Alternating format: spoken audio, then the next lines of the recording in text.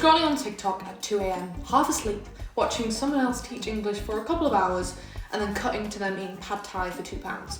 And you're like, wait, could I just do that? Could I just move to Thailand and teach English? Yeah, you can. And I'm going to tell you how you can do that. So first things first, who can actually teach in Thailand? The barrier to entry is honestly lower than people expect. You generally need a bachelor's degree in any subject, but not always. Without one, it just makes it a little bit more complicated. What you will need is a TEFL certification, usually 120 hour or similar, and you can do that online. Teaching experience is not required, which is why Thailand is one of the most popular first countries for new teachers. Native speakers to English are preferred, but fluent non-native speakers do get hired as well.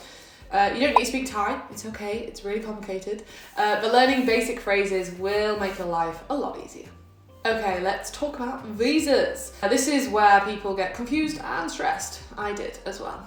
To teach legally, you need something called a non-immigrant B visa and also a work permit. Most teachers do not magically arrive with these already sorted. The common route is entering Thailand by yourself on a tourist visa, job hunting once you're there, and then having your school help convert your visa and process your work permit.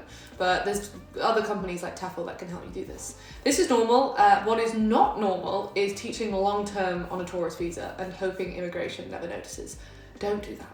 As for jobs, most teachers work in public schools, private schools, or language centres as well, actually.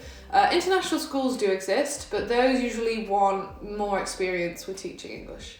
Hiring seasons are typically March to May and October, lining up with this kind of Thai school term season.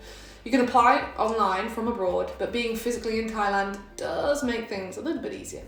Schools like meeting you in person, and jobs pop up fast when you're there in person. Okay, the question everybody actually cares about: money.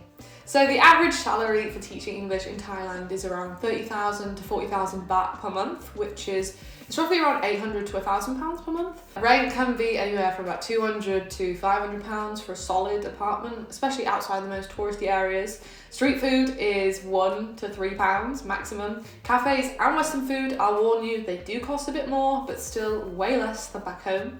And also you can save money doing this because living is so cheap. So you can save money, live like a normal human at the same time, and it's amazing. Let's talk about where you might actually end up living. Teaching English in Bangkok is a really popular and obvious one. Tons of public and private schools, really easy to get in there. Lots of language centres and huge expat community there, which often means higher pay. Chiang Mai is in the north, is another favourite. It's a little bit smaller, more relaxed and cheaper, but still has lots of teaching opportunities. Down south, you've got Phuket and Pattaya. They're really, really big for tourism and party towns, but they're there for international schools too. They have a little bit of a higher cost of living.